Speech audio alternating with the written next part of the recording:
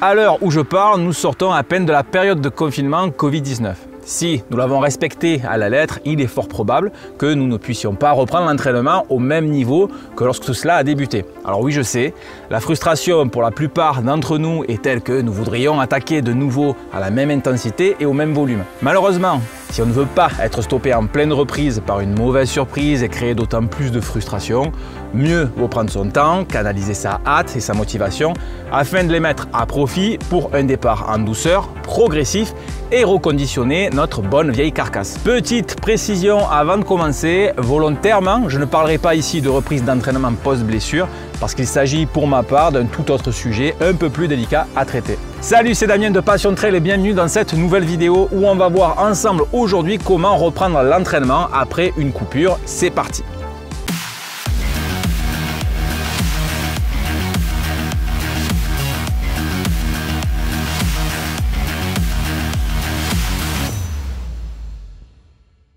Ce n'est pas forcément un scoop si je te dis que la reprise se devra de respecter une progression proportionnelle et adaptée au temps de la coupure. La raison elle est simple, quand tu t'entraînes, tu soumets ton corps à un stress pour le fatiguer. Lors de la récupération, ce dernier va se régénérer en s'adaptant au stress soumis précédemment pour mieux le surmonter. Et à l'inverse, lorsque tu génères moins, voire plus du tout de stress externe pour ton organisme, celui-ci va de même s'adapter à ce nouveau rythme en régénérant juste le matériel physiologique nécessaire au bon fonctionnement de tes routines quotidiennes. On peut noter généralement une fonte musculaire, des tendons et des articulations moins résistants, pas mal de petits changements au niveau cellulaire qui font que tout cela mis à bout, tu seras moins endurant et moins rapide.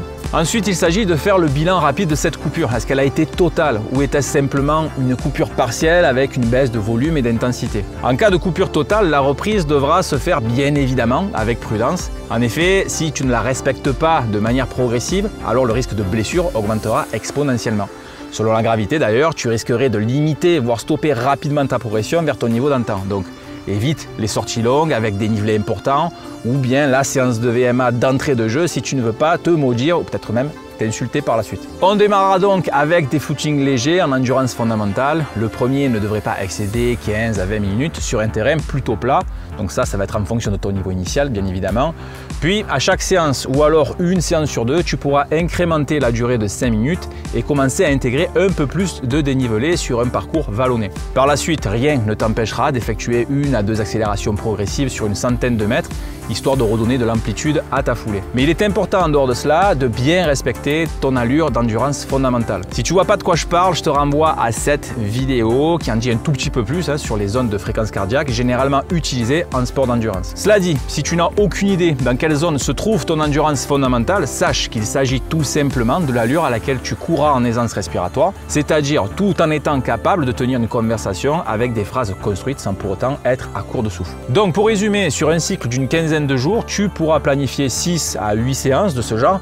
Procéder ensuite à un petit test de VMA de type demi-Cooper par exemple pour obtenir de nouvelles données et reprendre les séances de haute intensité sur de bonnes bases. Si tu as été plus téméraire ou chanceux et que tu as tout de même gardé un rythme d'entraînement léger avec très peu d'intensité et de volume, alors la reprise sera moins douloureuse entre guillemets et plus rapide évidemment. Il n'empêche que tu devras respecter cette progressivité au fil des séances que nous évoquions juste précédemment. C'est-à-dire tout d'abord éviter la sortie longue d'entrée avec un dénivelé trop important ou alors une séance de VMA trop volumineuse. Ensuite, tu pourras incrémenter le volume des sorties footing à raison de 5 minutes par séance environ en ajoutant en parallèle un peu plus de dénivelé. Pour résumer, dans ce cas de figure, 4 à 6 séances étalées sur 7 à 10 jours seront nécessaires afin de passer à la vitesse supérieure. Lorsque l'on parle de baisse d'activité physique, cela est souvent accompagné en parallèle d'une prise de poids, car on va avoir tendance à s'alimenter en conservant les mêmes apports énergétiques journaliers que lorsque nous étions actifs. Pire, il est possible de se faire rattraper par une certaine monotonie ou cette morosité qui font que tu peux très facilement te laisser aller même au niveau de ton hygiène alimentaire.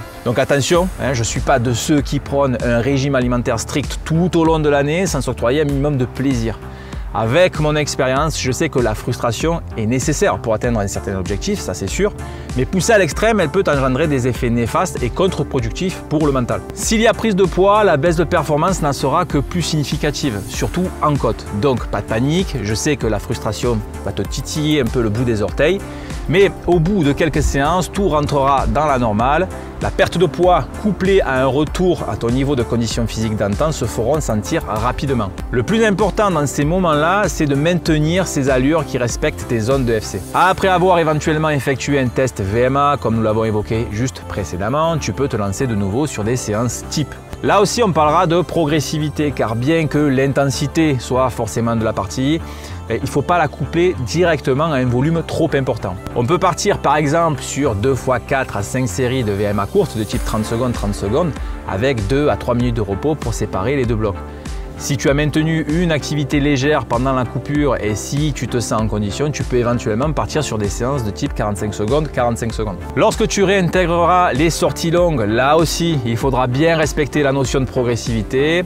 En trail, elle est souvent l'occasion de cumuler d'ailleurs distance et dénivelé et c'est exactement à cela que l'on doit prêter attention. De manière générale, et je précise de manière générale parce qu'il y a matière à débattre sur ce sujet-là, on dit qu'en moyenne, 100 mètres de dénivelé équivaut à 1 km parcouru sur du plat. Donc en tenant compte de ce paramètre, il faut équilibrer judicieusement sa sortie longue et trouver le bon compromis distance-dénivelé. Par exemple, si tu peux courir 13 km sur du plat, alors tu pourrais envisager éventuellement une sortie trail de 10 km avec 300 mètres de D+.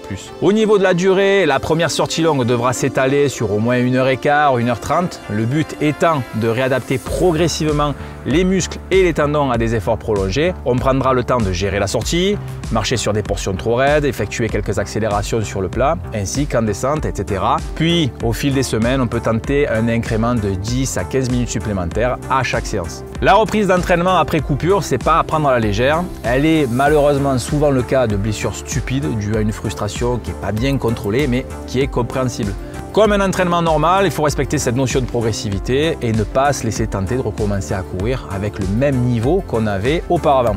Honnêtement, un retour à la normale, c'est pas si long que ça, car nous avons la chance d'avoir un super objet, ce corps qui a été super bien pensé. Il est doté d'une mémoire qui l'aidera à retrouver rapidement sa condition d'antan, sans connaître les mêmes difficultés que tu as pu rencontrer à tes débuts. Donc pour conclure, sois méthodique, sois patient et ta motivation reviendra encore plus forte que jamais. Et voilà, c'est tout pour cette vidéo. Si tu as une quelconque question sur le sujet que l'on vient d'aborder, n'hésite pas à les poser dans les commentaires ci-dessous.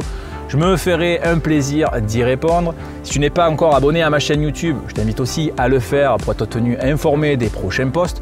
Me suivre aussi sur les réseaux sociaux, Facebook, Instagram, où je poste pas mal de contenu. Quant à nous, on se dit à bientôt pour de prochaines vidéos. Et d'ici là, n'oublie pas, ne reste pas en bas, prends de la hauteur. Salut, ciao!